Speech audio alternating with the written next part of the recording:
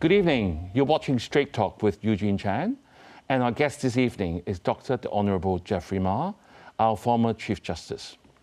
His long and distinguished career began after he graduated from Birmingham and was called to the bar in London, Hong Kong, Australia, and Singapore. He was appointed Queen's Counsel in 1993 and then Senior Counsel in 1997. He held various positions in the High Court of Hong Kong and received many awards and honorary appointments.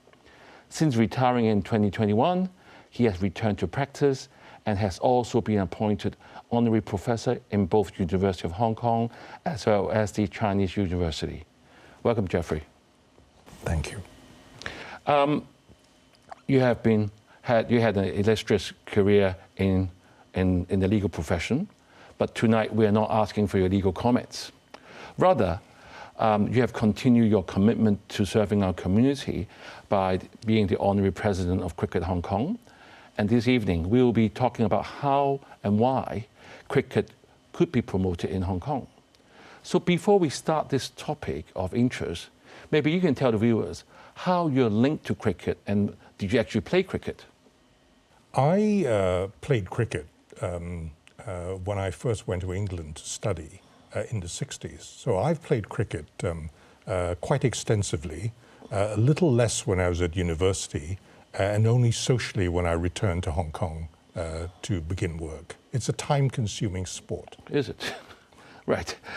So when people talk about cricket, I mean, for those who might have seen people playing cricket around in Hong Kong or even elsewhere, or even on the television, you see people dressed in all white, and they're usually playing on the cricket ground. They'll run along just around a brown strip. You see people running around.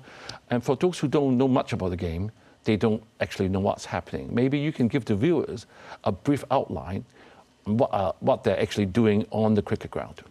You've mentioned it's played on a cricket ground or cricket pitch. Within that ground is a narrow strip which is called the wicket. This narrow strip is 22 yards. I still deal with yards. Right. At the end of which are 3 sticks in the ground, and those are called a wicket, with on top bails. Each side has 11 players. Each player gets to bat, and the object of the game is to accumulate as many runs as possible. Each side bats either once or twice, depending on the format of the game. One side bowls, so you have 11 players on one side in the field, bowling to 2 batters who try to get as many runs as possible. And at the end of the day, the side that has the most runs wins. That's just at its simplest form, but it is a game of tactics.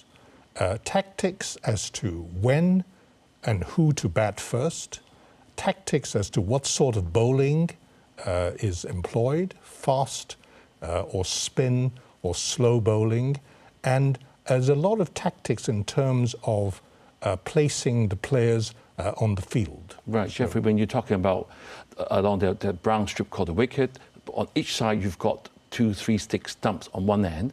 So when people run from one end to the other, that's called one run. That's called one run, unless you hit it so well that you hit it beyond the ground, beyond the pitch, in which case you score 4 runs if it's along the ground.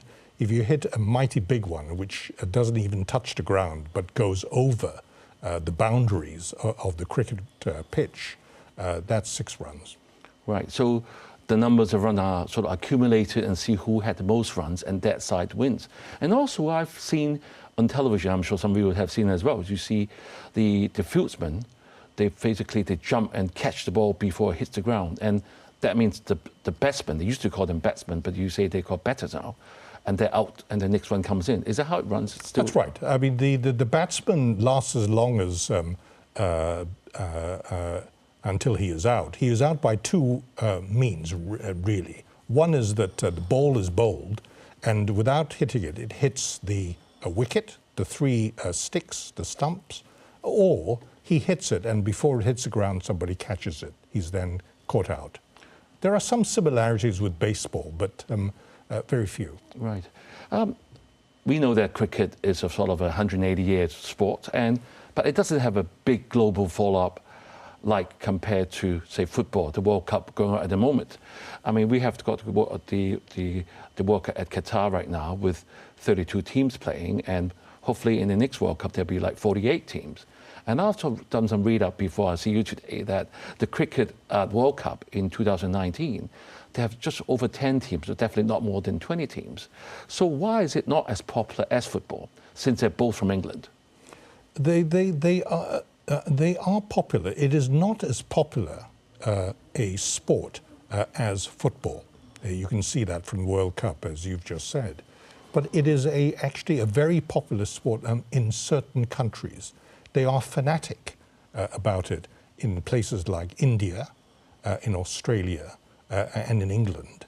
And also, it is a growing and quite a developed sport in Hong Kong as well. Many people play it. But in terms of World Cups, it is not to be compared with football, but it is a national sport, you could say, of India, of Pakistan, and possibly, I think, of Australia. Right. Jeffrey, I had the exposure to cricket when I was in Australia studying, and there's always a belief that, or a common myth of cricket, that only sort of more senior sportsmen play cricket, is boring, is long, is not for the Chinese, is mainly for the Westerners. Do you agree? Not at all. There are many forms of cricket. The purists, or the classic form, is what's known as a test match, and that lasts 5 days. And that's what people mean when they say boring. 5 days it lasts 5 time, days, yeah. And at the end of which you might not even get a result.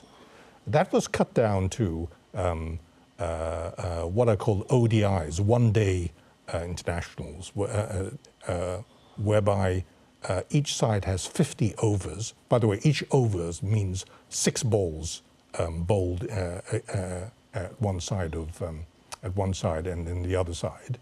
50 overs. And now the most popular form of cricket is known as T20, which is 20-20. Only 20 overs, 120 balls bowled. Right, so how long would that match last? That would last probably about 4 hours, 5 hours, and it is a social event. And that is the popular form, that in the 50 overs, in Hong Kong. Right, and not just among expatriates, but actually among Chinese. Yeah, before we move on to say how cricket's developed in Hong Kong, I often hear of the word the Ashes. The Ashes is a big term in cricket. So what exactly is that meant to the viewers? The Ashes represents the match between England and Australia.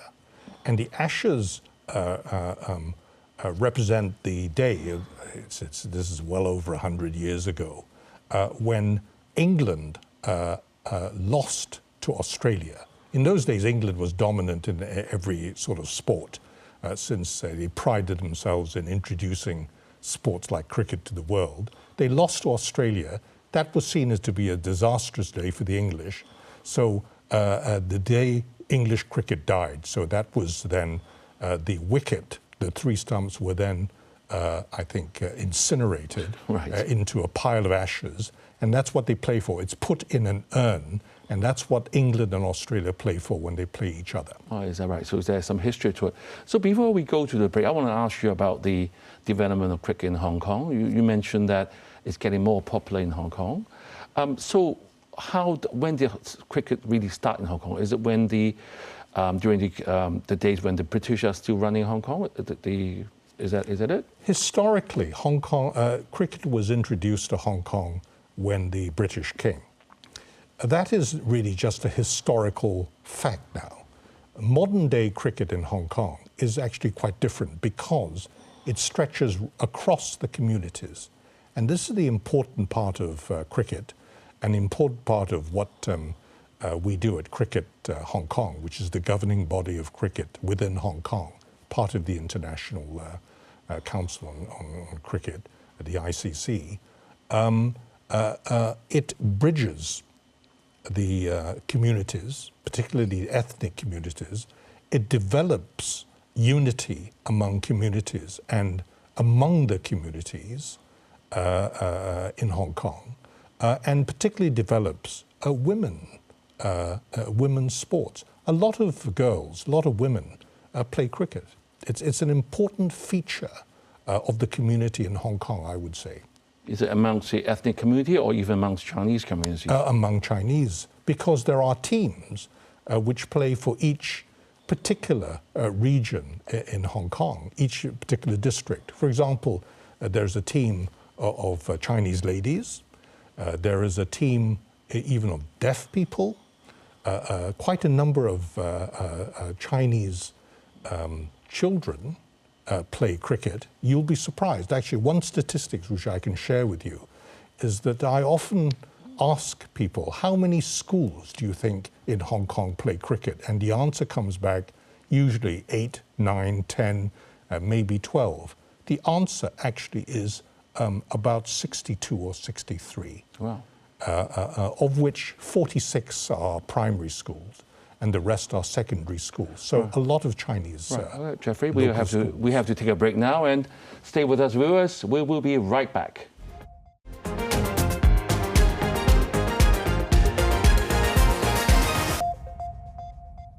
Thank you for staying with us. Former Chief Justice Jeffrey Ma is on our show this evening, and he has been talking to us about something he feels very passionate about, cricket.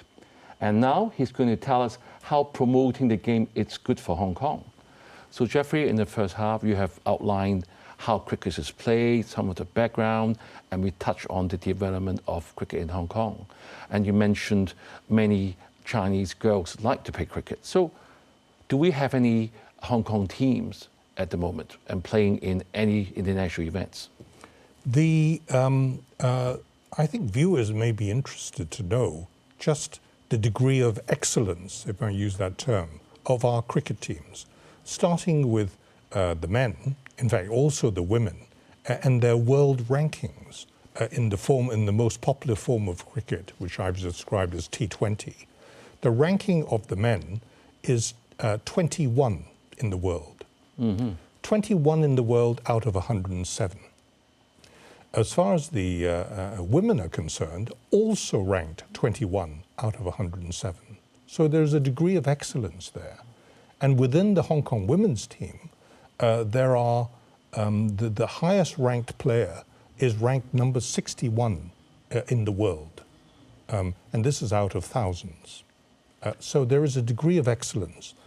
And also, as far as the men's team is concerned, the men's cricket team has achieved what no other team sport in Hong Kong has achieved, which is they have participated in 2 World Cups of cricket and 2 Asian Cups as well. I don't think any other team in Hong Kong can boast that. Wow. The women nearly got to the finals of the World Cup recently, and they can only improve.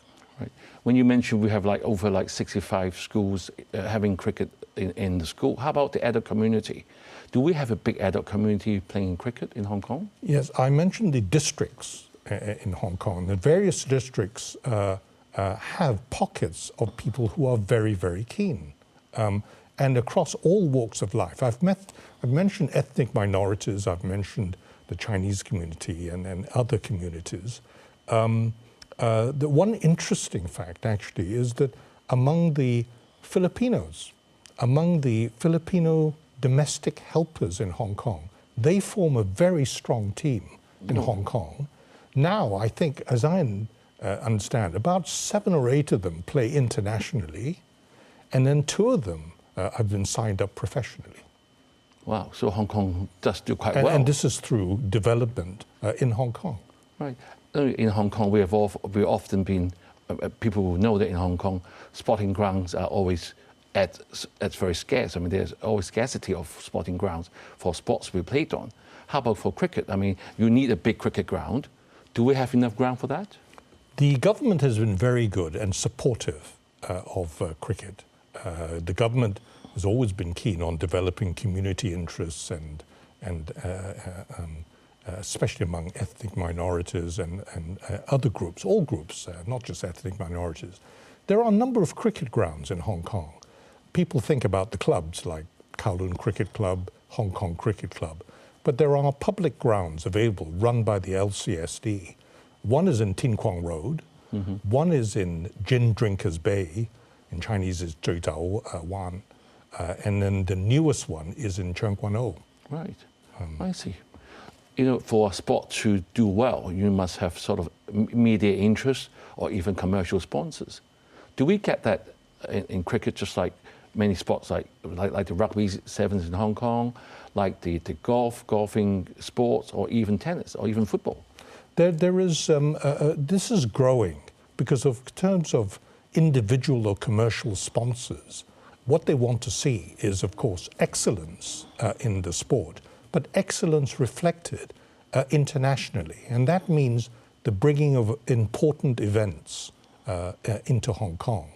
And the important event in Hong Kong, the one that's coming up, is next year, in next April, something called the Fair Break International, which is a women's cricket international, set to be the most important international women's cricket event after the World Cup, and that will take place in Hong Kong next April, and that will attract sponsors, I hope. Right. It attracted some already, but more, I hope.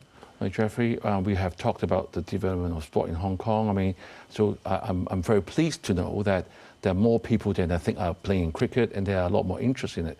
And how about in terms of support? I mean, you talk about the grounds.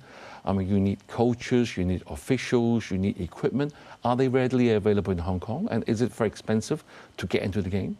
Well, Cricket Hong Kong requires funding. The funding is needed to hire coaches, to hire good coaches, to hire coaches who are able to speak the language, not just English, but particularly now Chinese, Cantonese. All these take resources.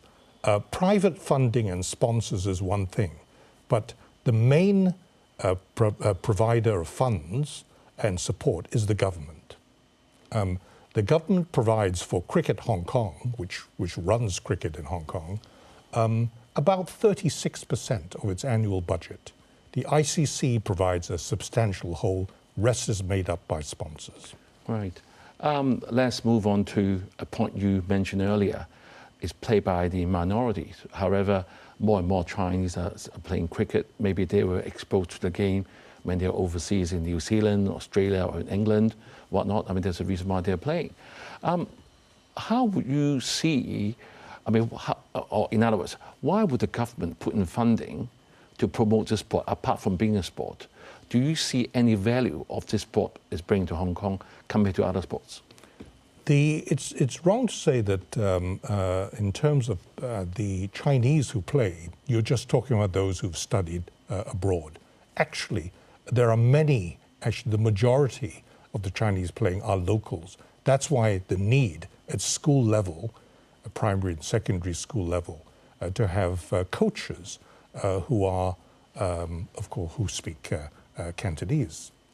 The government is keen on this aspect because there is a real community aspect in all this, not just for the ethnic minorities, but indeed for everybody. And diversity, of course, is important in all this, as far as the government and indeed others are concerned. The Chinese mainland is interested in cricket. Mm-hmm. The mainland is interested in cricket because they have one target. One of the targets is that in next year's 2023 Asian Games, cricket will be one of the sports. And serious consideration is being given to having cricket in the All China, the national games in 2025, and also the Olympic Games in 2028. Right. So it's going to, even the mainland are having a big interest in the game cricket as well. That's right. And of course, you're not talking about expatriates who happen to be in the mainland. You are talking about mainland Chinese being interested in cricket. And there are various centers of cricket there: Shanghai, Beijing, Shenzhen, Guangzhou. Right, Jeffrey, when you mentioned that, it made me think of what Chief Executive John Lee was in over a show a few weeks ago after his inaugural policy address, he was mentioning that we need to speak a good Hong Kong story because Hong Kong should be Asia's world city. So certainly having this game of cricket is going to galvanize people of different backgrounds together, having sport, and that should lessen a lot of tension in the geopolitical world right now. Would you agree? I agree with that, and I firmly believe in it, and that is why, for me personally, I'm prepared to devote as much time as needed to develop cricket in Hong Kong. Right. So if someone wants to play cricket or they want to develop further in their professional sports career in cricket, what are their opportunities and challenges? You mentioned about the fair break tournament, but there must be some challenges that they have to face. There are many cricket teams in Hong Kong and quite a number of many different leagues in Hong Kong. The development of cricket is important because while a lot of children play at primary school level, when they get to secondary school, they find that the number of options to play cricket are limited. Some options are available, but by the time they finish secondary school and go to university level, then even fewer. What Cricket Hong Kong seeks to do is to have programs and developments so that people who are really keen can continue with their cricket if they want to. Others, of course, find other interests as they go to university or go to secondary school, but there are a sizable number who are genuinely keen on cricket. Right, Jeffrey, one last question. I want a quick answer. How, from your point of view, how can a profile cricket be increased even more in the coming years? I think people being aware that it is a growing and a real sport in Hong Kong, and also the government supporting us, as they have done. I just hope they will continue to do so. Right, Jeffrey, we have to leave it here. And thank you for sharing your passion for cricket with us. I'm sure it has given many of our viewers a better appreciation of the game. And you may have kick-started some new fans in time for Fairbreak 2023 at Kowloon Cricket Club. Have a pleasant evening and good night.